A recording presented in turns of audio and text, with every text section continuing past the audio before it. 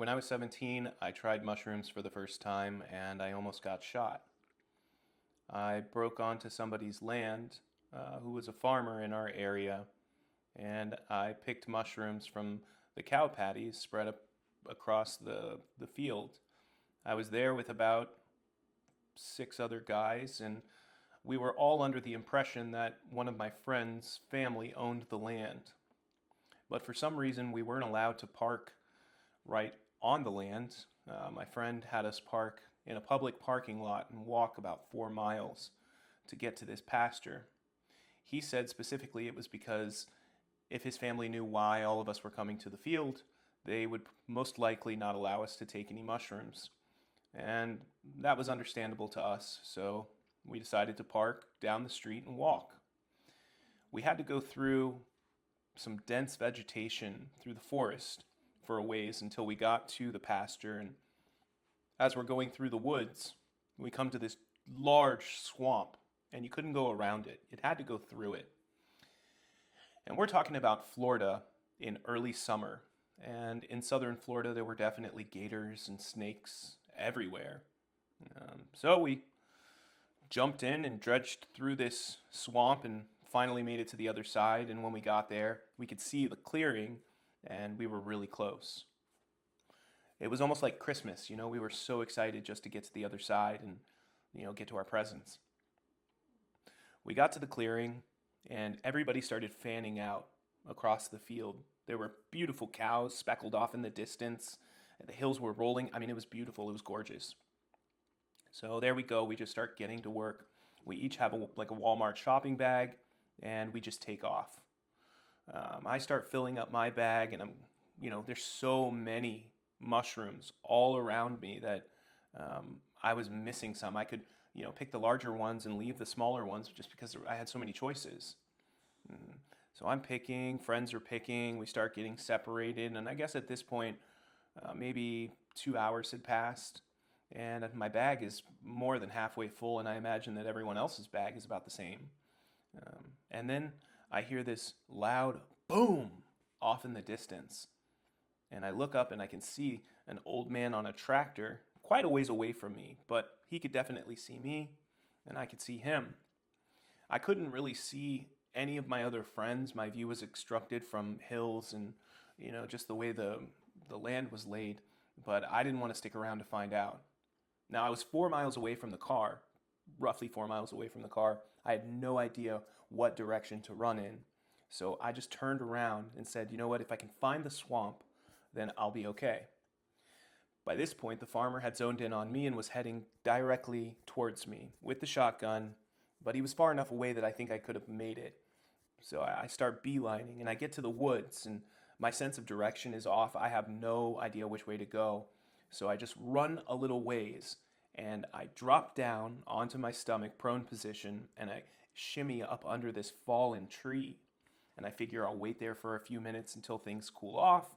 And once they do, I'll see or hear one of my friends and we can all regroup. So I'm laying there for 15 minutes or so and I don't see or hear anyone coming. And I start to have this like tingle in my stomach. And I say to myself, oh my gosh, I was eating mushrooms as I was picking. Well, when I was picking them, I didn't think that we weren't allowed to be there. So I figured I'd get ahead of the gang and I'd eat, a handful of mushrooms as I'm picking. I was just so excited. And apparently they had hit me. So now I'm in a situation where I'm being chased by a man with a shotgun through woods I don't know with probably 3 pounds of mushrooms with me, and I'm tripping. The whole idea of this started to make me giggle. I don't know why. I mean, I do. Mushrooms will give you the giggles. But the whole idea of this started making me giggle, and then my body started feeling lighter, and I couldn't stop laughing, but I knew I needed to be quiet, and I just couldn't control myself. And now my eyes are tearing up, and my whole body feels kind of weightless, and the colors of the leaves and the trees almost look pixelated as the wind blows. This pixelation kind of shimmies across the sky, and it's just gorgeous. And I forget everything else. I forget you know, why I'd been running. The only thing I could really think about was how amazing this experience was and how beautiful it was and how lucky I was just to be able to experience God's glory. Mind you, I've got a man with a shotgun trying to find me. And then I hear this loud splash, this kaploosh, and I can hear that it's probably off to my like, I don't know, 7 o'clock, maybe 7:30, and then it registers to me that that's most likely one of my friends who've made it to the swamp. So I don't even think. I just get up and I beeline straight towards the direction that I hear this splash, and I make it there. And thank God I did find one of my friends. And by now I'm just a complete pile of mush, just tripping my balls off. And I ask him, "Where is everybody? Should we just stay here?" And truthfully, I wanted to just stay in the woods and experience the nature of it all. And he hadn't taken any mushrooms yet, so for him, he just wanted to get the fuck out of there.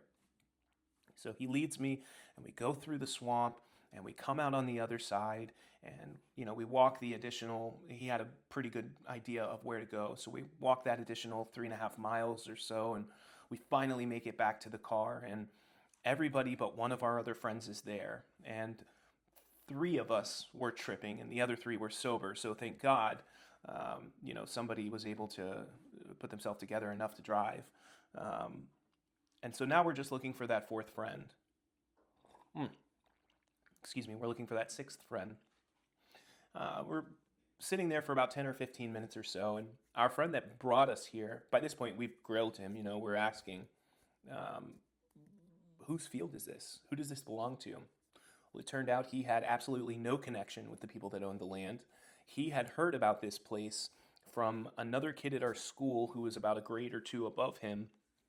And it's just a rumor that had passed around. He wasn't even sure if there were mushrooms here, but he had gotten the location, and he was going to come here with somebody at some point. He was going to come here, and yeah, that ended up being us.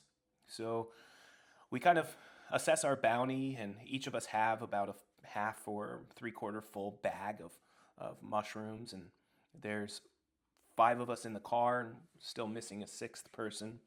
And so we're just ecstatic. We had pounds and pounds and pounds of mushrooms and had no idea what we were going to do with all of them.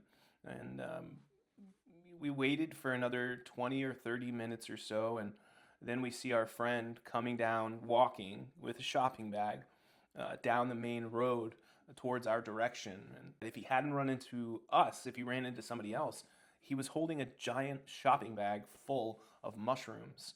And mushrooms were definitely more illegal back then than they are now. And we're talking about a time that there are no, cell phones had just begun, so there are no iPhones, there are no Google Maps, there's none of that stuff. So it was just a miracle that we were able to regroup and find each other. And it was a miracle that our last friend just happened to turn in the right direction and circle back with us.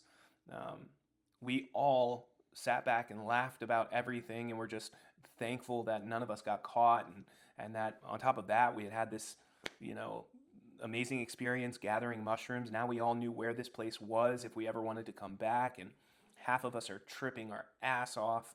And that trip lasted for, I'd say, another 16 hours, based on the amount of mushrooms I ate. And we ended up just going back to my friend's house, and we tried to ingest mushrooms in every possible way we could think of. I remember we even, we rolled blunts, and we put the blunts right on, or put the mushrooms right on the blunts, and we tried to smoke them. And I had one friend who was yelling something about, like, "You're going to get blue lung, you're going to get blue lung." I don't even know what that is, but, we didn't care. The problem with that was that they were too wet. You couldn't smoke them.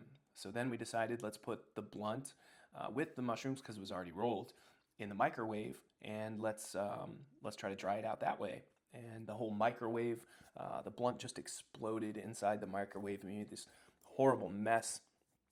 But the whole experience lasted about 15, 16 hours or so, and I enjoyed it. I thought it was an amazing trip. It was my first time tripping. I went on this grand adventure, and yes, I almost got into some serious trouble, but that risk is part of what makes a great adventure. If there's no risk, it's not an adventure. So it was an awesome time. I really enjoyed it. But I think because it was such a good time, it's also kind of what continued leading me down the path of making, wrong decisions and taking risks with my life. Um, I can't say that I regret it because it molded me into the person I am today. And however, I may not be happy with all of the decisions I've made in my life, I'm at a point in my life now where I am finally happy. It took me a long time to get here, um, a lot of mistakes, a lot of things that I wished I could have changed, um, but I am happy with where I am. So I'd love to hear your comments. I'd love to hear your suggestions. I'd love to hear your questions. Um, yeah, I hope that we can build a community together of just our life experiences involving drugs and criminality. All right, I hope you have a great day.